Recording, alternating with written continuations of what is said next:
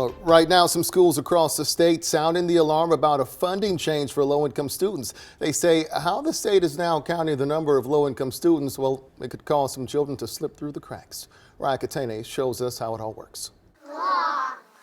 Froth.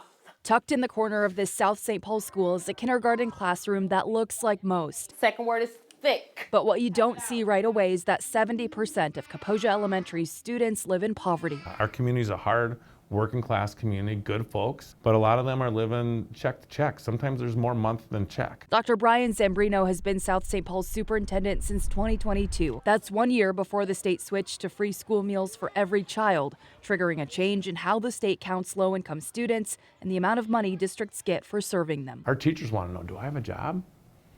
Our ESPs, our education support professionals, do I have a job? Zambrino says he may have to cut jobs and resources as his district faces $1 million shortfall. Instead of relying on free and reduced price lunch forms, the state now uses a system called direct certification, which accounts for students relying on government programs like SNAP. But Zambrino says this method doesn't capture all students who need help, meaning districts can appear less poor on paper, even if it's not true. Schools have to remember they're getting these dollars.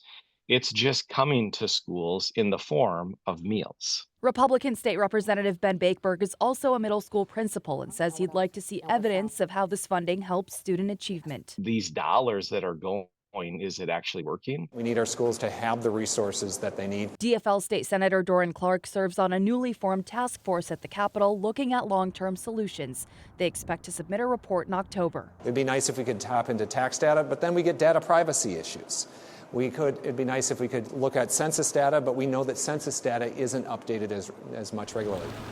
In the meantime, districts like Columbia Heights are facing a roughly $4 million budget shortfall. You could equate that to about 80+% of one entire elementary school staff. Superintendent Zena Stenvik also serves on the task force at the Capitol. As she and other superintendents race against the clock to finalize next school year's budgets, she hopes the legislature passes a provision that would allow schools to get at least most of the money they've received in the past until a long-term solution is finalized. It's for all children who are impacted by poverty across the state of Minnesota. How we doing?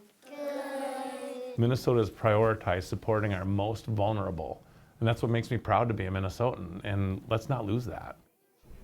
So this proposed temporary fix is included in the education finance package at the Capitol. If it does pass, it would guarantee that next school year, schools would get most, if not the same amount of this type of funding as they've received in the past. And of course, we are now less than 3 weeks out from the end of this legislative session, so it's something we'll keep an eye on where this is all heading in the next coming days and weeks, Kevin. In the meantime, the uncertainty is unnerving for so many. Raya, thank you.